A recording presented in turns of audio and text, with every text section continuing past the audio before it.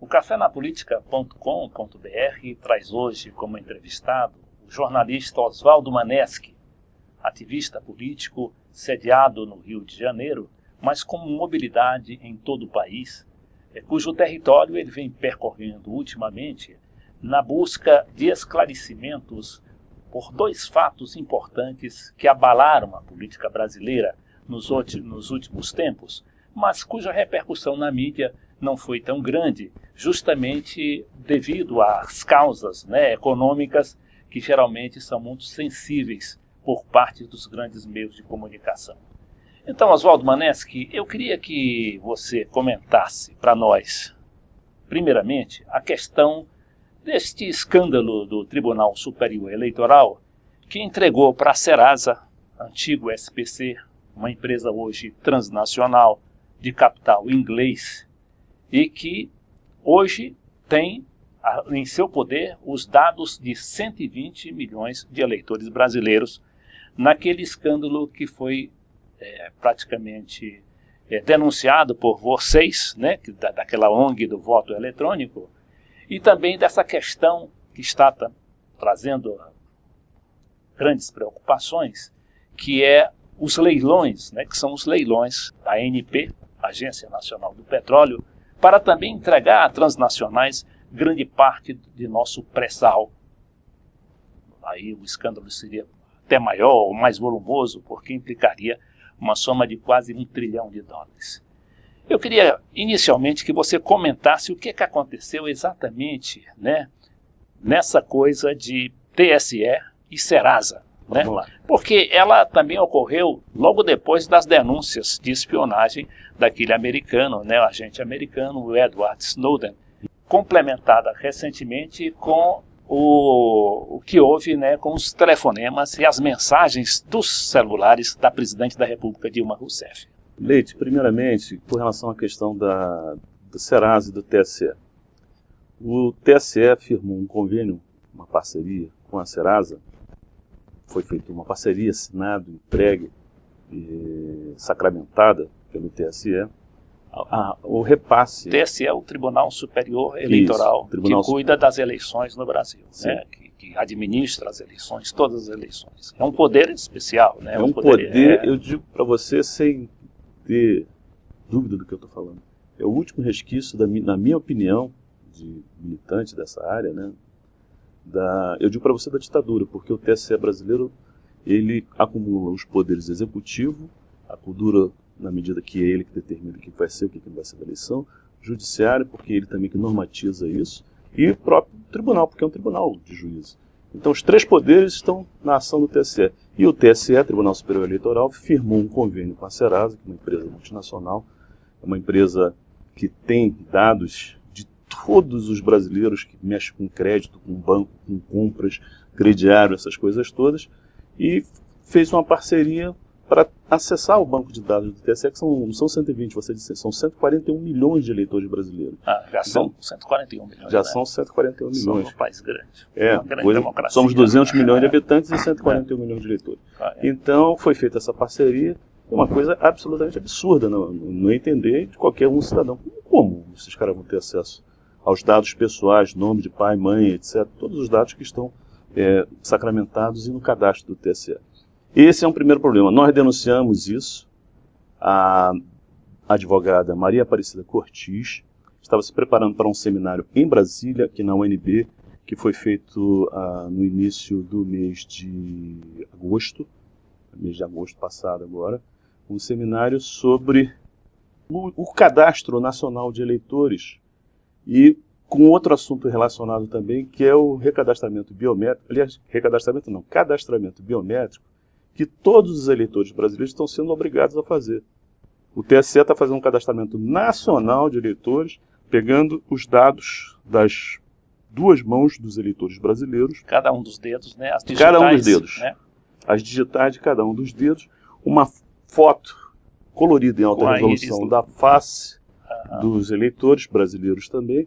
E quem se recusar a deixar esses dados na mão do TSE, perde o título de eleitor. Então, como o voto é obrigatório no Brasil, o cadastramento biométrico também é obrigatório. E nós questionamos isso. Pois é, eu me lembro de ter entrevistado aqui nesse programa, no Café na Política, o professor Pedro Rezende. Pedro Rezende. Pois é, o Pedro Rezende, ele chegou a insinuar, né, ele não chegou a dizer claramente que não tinha dados concretos na época, que esses dados, né, da como é que chama? Biometria, ele poderia ser utilizado comercialmente também, né? Pode. Né? Ele disse que, inclusive, esses nossos dados... ia usar. Pois é.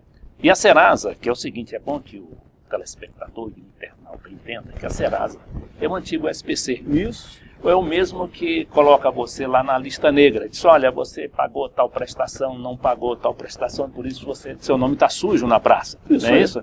Bom, então a Serasa tem hoje todos esses dados, né, que são do TSE e que agora pode até, com o tempo, né, inclusive por causa do apagão informativo que ocorreu logo depois da denúncia de vocês, que chegou a ser denunciada, que chegou a ser estampada pelo Estado de São Paulo e logo depois foi abafado. Não se fala mais no assunto. Não se fala mais no assunto. Agora se pergunta por quê. Naturalmente porque o Estado de São Paulo é um grande, né, setor empresarial aí, deve ter interesses de alguma maneira. A gente tem que também não só o Estado de São Paulo, como a mídia em geral, né? Globo, saiu SBT, no Jornal Nacional e tal. Então foi um escândalo, né? Eu me lembro, isso foi agora no... Sim, saiu mais abafado. Né? Sumiu, você vê que não tem mais em lugar nenhum, não se fala mais nisso, morreu o assunto. Agora, o pior não é esse convênio do TSE com o Serasa. Porque esse convênio, a ministra Carmen Lúcia, atual presidente do TSE, disse que não, está cancelado, não vai valer nada, eu não sabia desse convênio, isso foi feito pelo segundo escalão do Tribunal Superior Eleitoral, olha... Pois é, mas está cancelado depois de terem fornecido os dados. Aí cabe ao TSE responder esse teu questionamento que você está fazendo agora. Os dados foram repassados, que é um banco de dados, é um banco de informática. Quem é que vai saber? Quem é que vai saber disso? Né? Bom, de qualquer forma, oficialmente, se o Serasa dispõe desses dados, ele não pode mais usá-los. Porque antigamente estava absolutamente liberado. Mas quem controla o Serasa é justamente isso. Quem controla o Serasa? Uma empresa particular. Eu sei. É uma multinacional. Mas quem controla? Ninguém. Né? É uma multinacional, uma transnacional que só depende da sua matriz lá em E eu acho que o brasileiro, todo brasileiro hoje está com esses dados no Serasa e nas mãos de uma empresa multinacional. Eu acho um absurdo. Nesses tempos de Edward Snowden, nesses tempos de denúncia da NSA, nesses tempos de denúncia de espionagem da CIA no resto do mundo, é muito complicado, de repente, a gente constatar isso.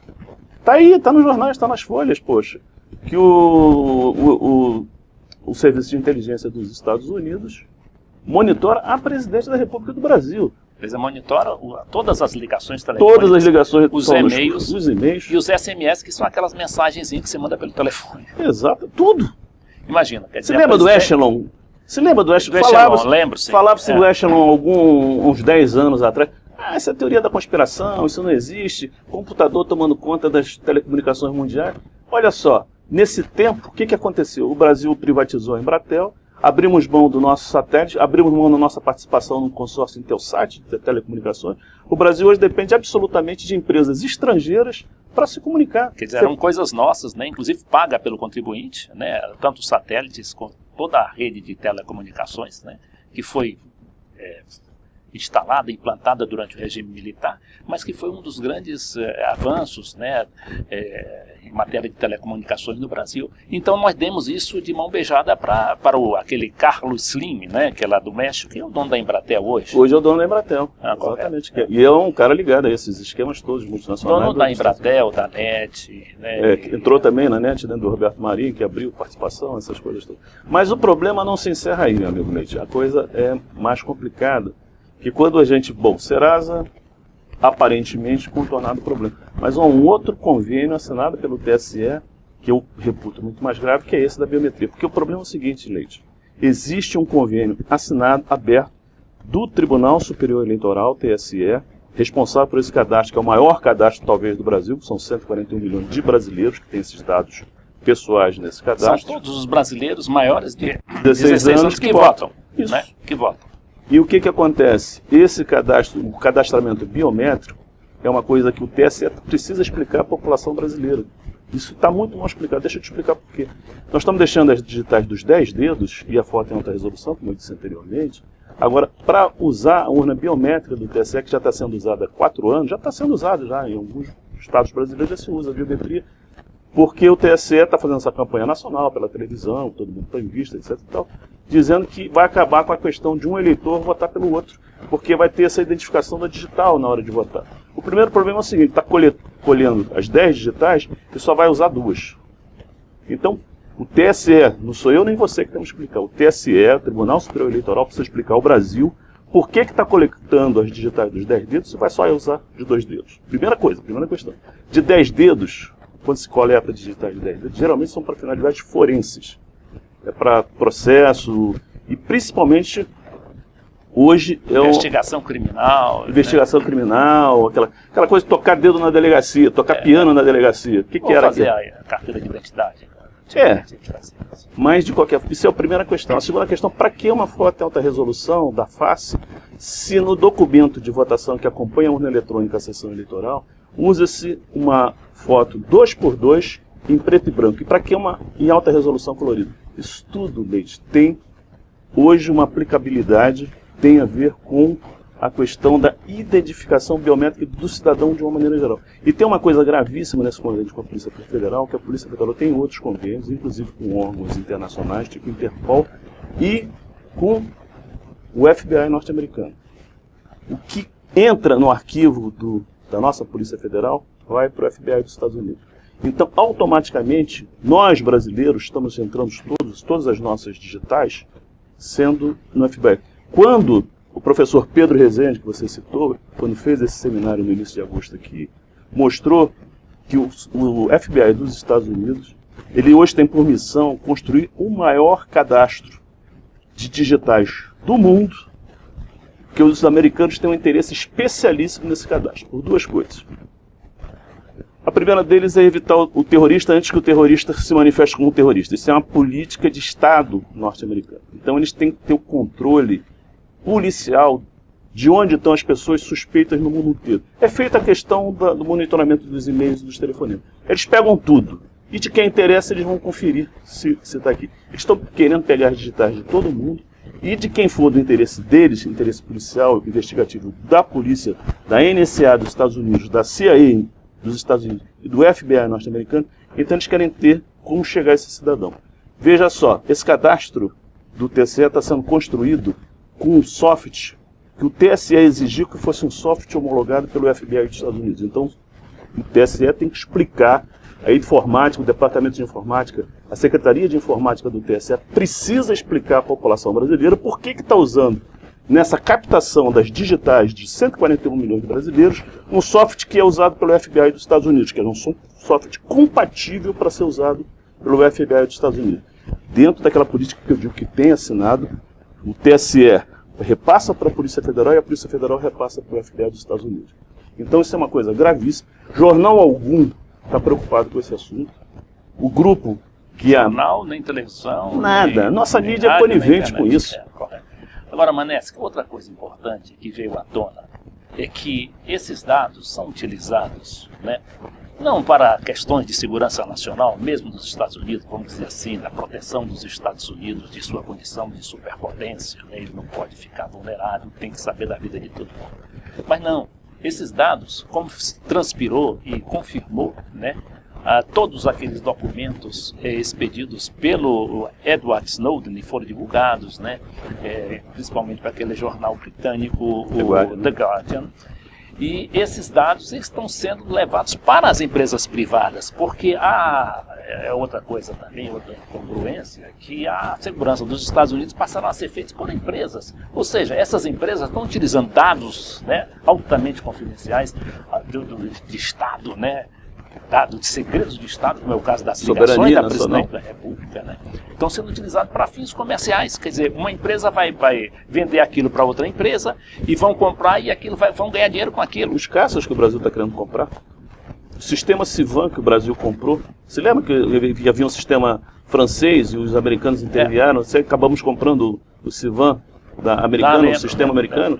Já tem a ver, são contratos milionários. Mas, Maneschi, nós estamos encerrando assim, o primeiro bloco, né? O segundo.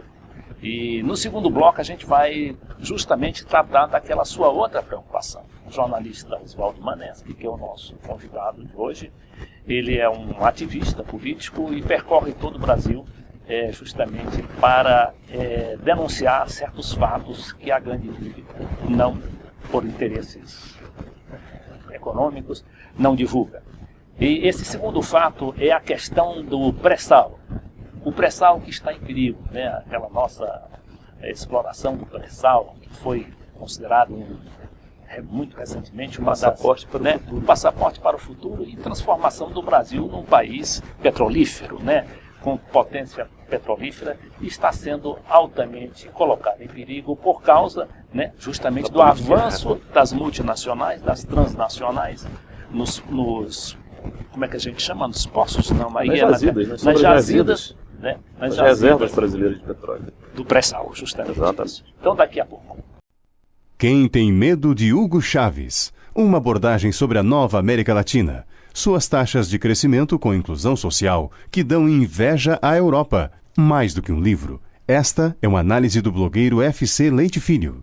Das políticas de Chávez, Lula, Dilma, Cristina Kirchner, Evo Morales, Rafael Correa e Daniel Ortega, que nos arrancaram das políticas de arroxo e nos mantêm longe da crise que afunda os europeus e até mesmo os Estados Unidos.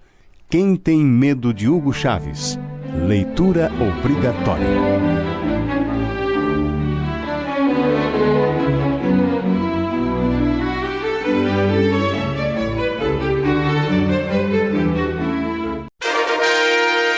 Desafios brasileiros na era dos gigantes. É um clássico de nossa literatura política. Seu autor, o embaixador Samuel Pinheiro Guimarães, focaliza cada um dos 12 capítulos do livro numa série de entrevistas ancoradas pelo jornalista Beto Almeida, TV Cidade Livre de Brasília, levando a você a informação que não chega pela mídia tradicional.